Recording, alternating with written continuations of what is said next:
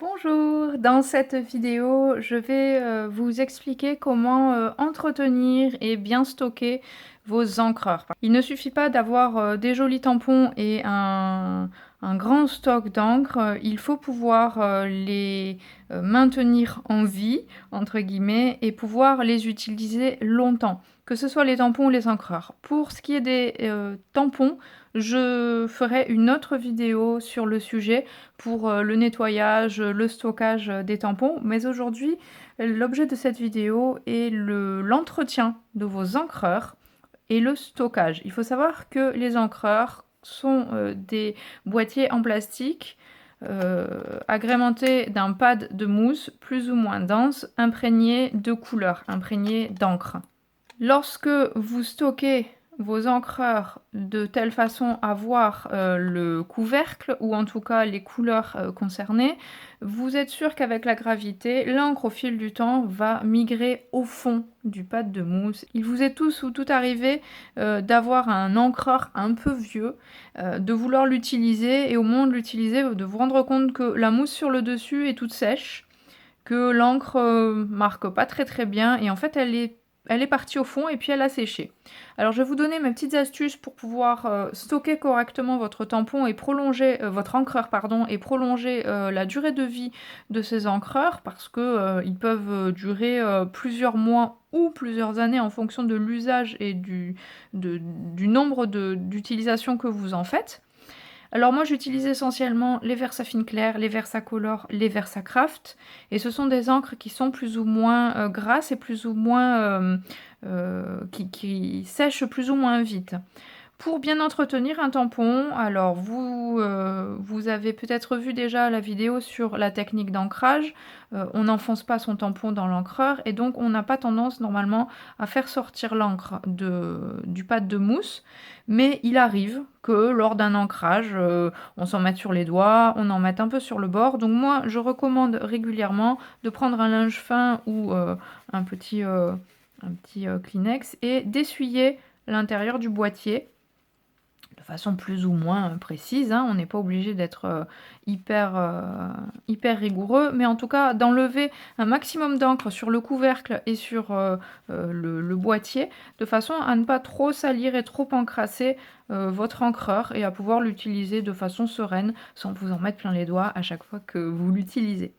Donc déjà, il va y avoir le petit nettoyage qui se fait pas à chaque utilisation, hein, c'est de façon régulière. Maintenant, je préconise le stockage, surtout si vous en avez beaucoup, le stockage à l'abri de la lumière évidemment, à l'abri de la chaleur et du soleil parce que ça aurait tendance à faire sécher ou à faire virer les couleurs. Et surtout, on stocke à l'envers. C'est-à-dire que dans votre tiroir, dans votre boîte, dans votre coffret spécifique, vous allez devoir retourner tous vos encreurs. Alors vous allez me dire, c'est bien gentil tout ça, mais je vais passer un temps infini à retrouver le coloris que je voulais utiliser.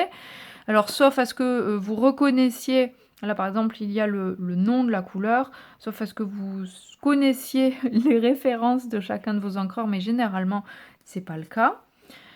Parce que si comme moi vous en avez beaucoup, mais vous vous souvenez pas forcément de toutes les couleurs.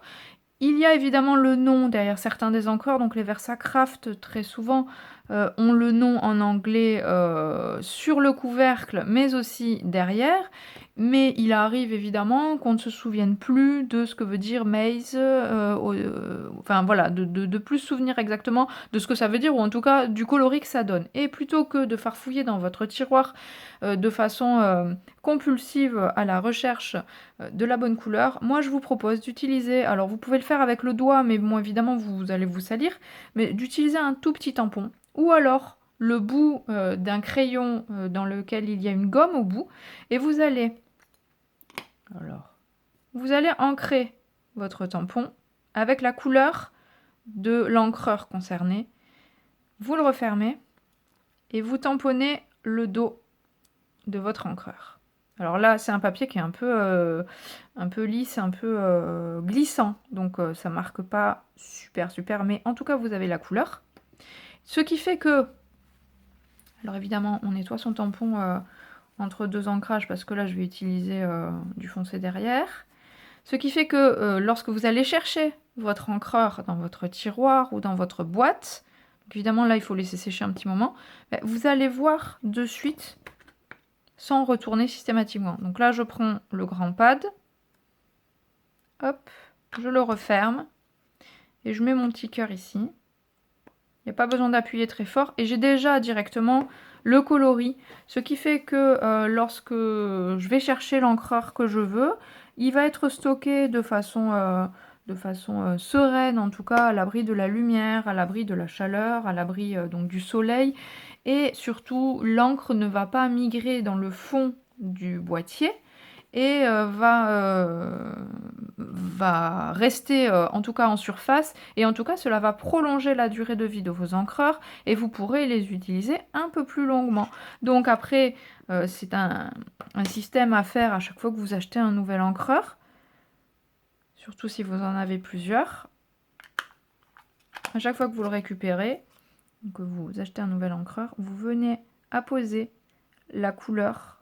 Alors là ça marche pas. Voilà, vous venez apposer la couleur au dos, vous laissez un temps de séchage avant d'y toucher parce que les papiers d'étiquette collés au dos des encreurs sont parfois un peu glissants, un peu vernis entre guillemets, et du coup l'encre marque bien mais sèche pas forcément très vite, donc vous évitez de toucher pour pas vous salir. Mais voilà, c'est une petite astuce de marquage de vos encreurs, de façon à ce que vous puissiez les stocker longuement, les utiliser longuement et d'avoir du premier coup d'œil le coloris que vous recherchez. Alors, dernière petite astuce en complément, il existe selon les marques et selon les catégories d'encreurs. Donc ça marche, ça existe pour les Versacraft, ces encreurs-là, mais ça doit exister aussi pour les Versafine Clair et puis pour d'autres. Mais là, par contre, il faut vraiment vous renseigner parce que je ne les connais pas tous. Mais en tout cas, les Versacraft, il existe des bouteilles de recharge de couleurs qui vous permettent, plutôt que de racheter systématiquement un encreur avec son petit boîtier en plastique, sa mousse, etc., va vous permettre de réancrer votre pâte de mousse et de le réimprégner. Alors évidemment, moi j'utilise essentiellement des encreurs noirs lorsque je travaille, et du coup j'ai la bouteille de Versacraft noir qui me permet alors de réancrer de façon... cette bouteille je l'ai depuis 1 ou 2 ans. Et donc il y en a quand même pas mal, hein. Il y a 30 ml d'encre à l'intérieur et pour chaque réancrage, on n'a pas besoin d'en mettre énormément. Alors je vais vous montrer comment on fait pour cette bouteille-là. Pour les autres encreurs, il existe aussi des bouteilles de remise à niveau de l'encre. Lorsque votre encreur, vous trouvez qui marque moins ou qui met un peu moins d'encre. Alors dans la Versacraft, il existe quasiment tous les coloris, mais les bouteilles sont un peu difficiles à trouver. Il faut trouver le bon site et puis il faut que ce soit disponible. Évidemment, je ne vous conseille pas forcément d'acheter une bouteille pour chacun des encreurs que vous avez en stock, mais surtout d'acheter la bouteille de l'encreur que vous utilisez le plus souvent. Moi, j'utilise essentiellement du noir, notamment pour marquer les socles des tampons, et du coup c'est vrai que mon petit pad d'encreur noir est très régulièrement fatigué, beaucoup moins imprégné d'encre, et si je veux une bonne impression sur le bois, sur le tissu, etc., je re-remplis mon pad de mousse avec cette bouteille. Alors, je vous montre avec mon encreur noir. Alors, vous voyez, il a vécu, hein, pour le coup, ça vous montre bien que c'est pas forcément un encreur neuf. Les encreurs neufs, ils ont un beau couvercle bien lisse, pas taché, etc. Moi, le mien, il a pris il a quelques mois, voire un peu plus. Il est un peu plus cracra aussi. Mais du coup, alors, comment on re-remplit son pad de mousse? On va exercer une légère pression sur la bouteille. Il n'y a pas besoin que vous fassiez sortir énormément d'encre parce qu'il va falloir la faire remplir. Donc vous voyez, j'ai mis une petite goutte de cette encre Et avec l'embout de ma bouteille, en appuyant légèrement pour que ça puisse rentrer, je fais des petits mouvements circulaires, alors tout en essuyant l'embout, parce que l'idée c'est de mettre l'encre dans la mousse et pas de la laisser sur l'embout de ma bouteille, mais je re-remplis mon pad de mousse de façon régulière et uniforme. Et en fait ça permet de ne pas avoir à racheter un encreur plastique avec sa mousse systématiquement. Et avec une bouteille, vous pouvez faire énormément de réancrage de votre pâte de mousse et ça vous permet une durée de vie de vos encreurs beaucoup plus longue. Et puis c'est beaucoup plus intéressant parce que la bouteille en elle-même va vous faire l'équivalent de nombreux encreurs si vous achetiez des encreurs à part. Alors je me répète, il existe dans la gamme Versacraft, je crois quasiment toutes les couleurs pour re-remplir vos encreurs. Ça existe aussi c'est chez Tuclineco qui fait ça, donc ça existe aussi je crois pour les Versafine clairs. Mais par contre voilà, que ce soit pour les Versacraft ou les Versafine, les bouteilles pour re-remplir votre encreur ne sont pas forcément très faciles à trouver et je ne vous conseille pas forcément d'acheter toute la gamme des couleurs que vous avez en stock. Si vous avez tous les roses, les rouges, les jaunes, les bleus, les verts, etc.